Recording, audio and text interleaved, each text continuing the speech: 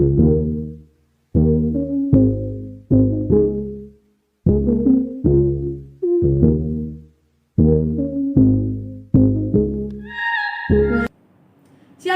selamat malam teman-teman. Kita bersyukur ya pada malam hari ini kembali kita diberikan kesempatan untuk kita bisa beribadah walaupun dari rumah kita masing-masing. Nah, pada kesempatan kali ini saya mengajak teman-teman kita untuk memuji muliakan Dia, kita bersuka untuk Tuhan kita naikkan pujian bersuka.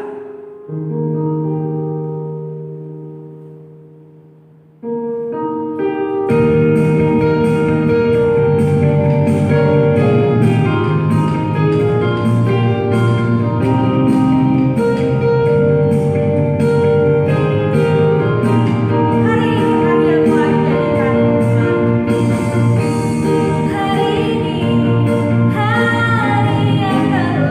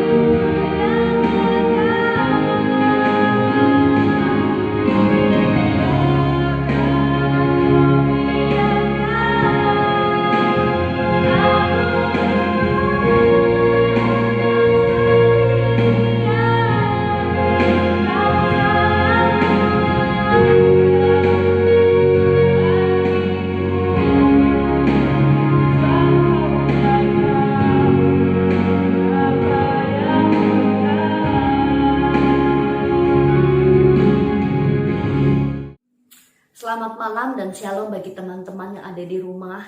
Walaupun hari ini kita masih tetap ibadah online teman-teman, saya percaya setiap kita tetap ada semangat, tetap ada hati yang rindu memuji Tuhan dan mendengar firman Tuhan. Hari ini sebelum kita bersama-sama mendengar firman Tuhan, mari kita berdoa. Kita minta pimpinan Tuhan supaya Tuhan mengartikan firman Tuhan yang telah kita dengar dalam hidup kita. Mari bersama kita berdoa. Tuhan Yesus, terima kasih karena Tuhan menjaga, melawat, dan memimpin hidup kami. Saat ini Tuhan, kami menyerahkan diri kami yang akan bersama-sama mendengar firman Tuhan. Tuhan, tolong kami supaya kami mempersiapkan hati kami dan kami diberkati oleh Engkau Tuhan lewat firman-Mu Tuhan. Tolong setiap kami di dalam masa muda kami. Kami membutuhkan Tuhan. Kami juga berdoa Tuhan buat Kota Manggar dimanapun kami berada. Jaga kami, lawat kami, pimpin kami. Dan berkati Tuhan keadaan-keadaan yang kami tidak mengerti. Sekarang virus sangat dekat dalam kehidupan kami. Tapi kami minta perlindungan Tuhan, jagaan Tuhan. Dan setiap kami juga bertanggung jawab melaksanakan protokol kesehatan dengan pertolongan Tuhan. Ya Bapa, jaga kami, lawat kami, keluarga kami Tuhan. Dan saat ini kami mendengar firman Tuhan, Tuhan berkati. Dalam nama Tuhan Yesus, kami sudah berdoa dan kami bersyukur. Amin. Selamat menyaksikan firman Tuhan. Tuhan Yesus memberkati. Di berbagai film, drama-drama, novel, sastra, syair-syair lagu, sampai kepada aplikasi yang sering digunakan generasi zaman now ini, banyak yang menggambarkan mengenai kekuatan dari cinta. Cerita yang romantis, cerita yang haru, hal ini menakjubkan, menjadi satu topik yang sangat menggiurkan anak-anak muda pada masa ini.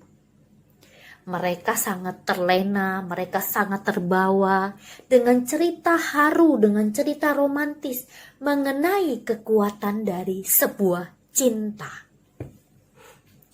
Di dalam Alkitab juga mengisahkan mengenai kekuatan cinta, yaitu kasih Allah yang menyelamatkan manusia. Karena begitu besar kasih Allah akan dunia ini, sehingga Ia telah mengaruniakan anaknya yang tunggal, supaya setiap orang yang percaya kepadanya tidak binasa, melainkan beroleh hidup yang kekal. Yohanes pasal 3 ayat 16 mencatat hal itu.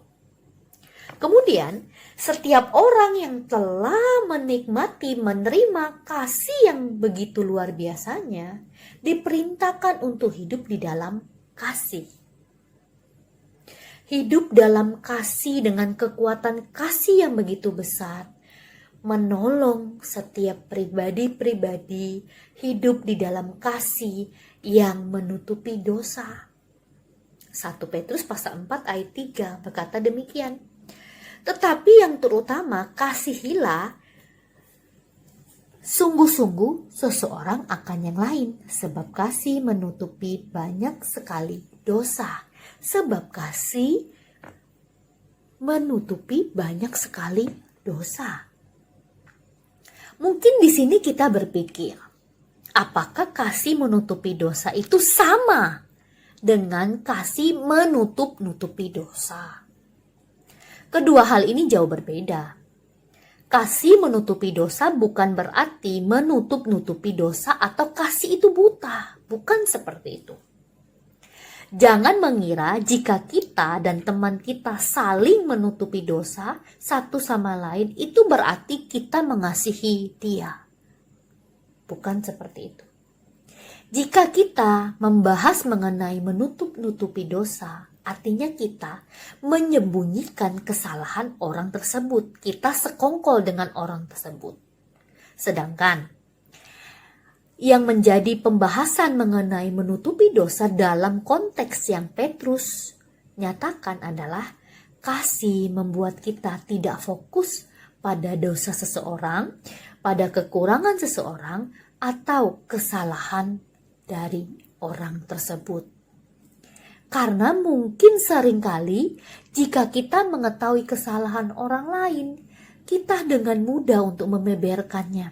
Kita dengan mudah untuk menyinggung, kita dengan mudah untuk menghakimi, dan malah lebih parah lagi, kita menjauhi mereka.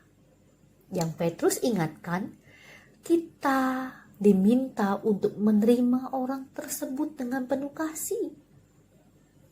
Ada sebuah istilah mengatakan seperti ini. Kita membenci dosanya, bukan orangnya. Maksudnya, kita tidak suka dengan dosa yang dilakukannya. Tapi kita tetap suka dan mengasihi orangnya. Karena kita menyadari bahwa setiap kita penuh dengan kesalahan. Dan kita pun sebagai manusia pernah melakukan kesalahan. Walaupun tidak sama, tapi pernah melakukan kesalahan. Dan setiap kita berhak mendapatkan kesempatan untuk memperbaiki diri.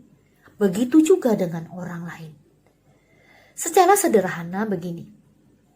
Pengampunan terbuka bagi setiap orang yang ingin menyadarinya. Ini yang Tuhan ajarkan dan ini Tuhan lakukan. Pengampunan terbuka bagi setiap orang yang ingin menyadarinya. Kasih menutupi dosa. Allah telah menerima, mengampuni kita. Dan Dia ingin juga kita belajar melakukan hal itu. Inilah kekuatan kasih sebenarnya. Saya teringat dengan sebuah kalimat yang pernah teman saya ucapkan pada waktu kami bersama-sama merayakan hari kasih sayang, hari Valentine pada waktu itu. Dia berkata seperti ini. Keindahan di hari Valentine, di hari kasih sayang adalah jika kita dapat memberikan sesuatu kepada orang yang telah menyakiti kita. Kita dapat memberikan sesuatu kepada orang yang telah menghina kita, menyakiti kita, menganggap kita gak berarti. Itu kekuatan kasih. Karena dengan kasih yang kita miliki, kita dapat salurkan kepada orang tersebut. Pada waktu saya mendengar hal itu, hati saya, pikiran saya merenung sejenak. Saya berpikir inilah kekuatan kasih. Kasih yang menerima orang tersebut dengan penuh kesabaran, dengan penuh kerendahan hati, dengan penuh penyadaran, kesadaran bahwa tidak ada manusia yang sempurna di muka bumi ini. Teman-teman yang dikasihi, bagaimana dengan kehidupan setiap kita?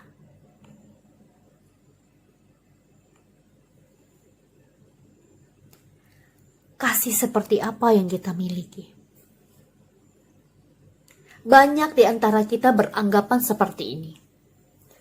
Tidak ada maaf bagi orang yang telah menyakiti saya. Tidak ada maaf bagimu. Seringkali anggapan ini menyatakan pembenaran diri sendiri, bahwa saya benar, orang lain salah. Betapa egoisnya pemikiran ini. Kemudian ada yang beranggapan, apa untungnya saya memberikan kasih kepada orang yang telah menyakiti saya? Anggapan ini menyatakan bahwa kasih yang diberikan adalah kasih yang bersyarat. Jika ada orang yang mengasihi saya, maka saya akan mengasihi orang itu lebih lagi. Jika ada orang yang menyakiti saya, maka saya akan menyakiti orang tersebut lebih sakit lagi.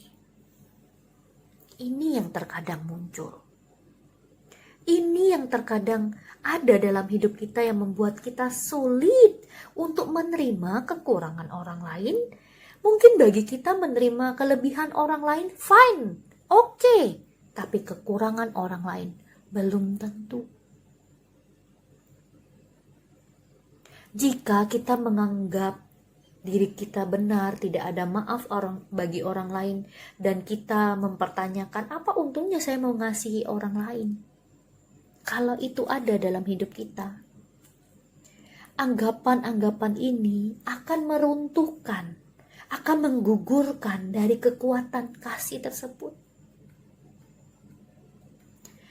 Kalau kita sendiri mendapatkan kekuatan kasih dari Allah dengan sungguh luar biasa, Toh seharusnya kita juga membuka diri menerima kekurangan dan kelebihan dari orang lain.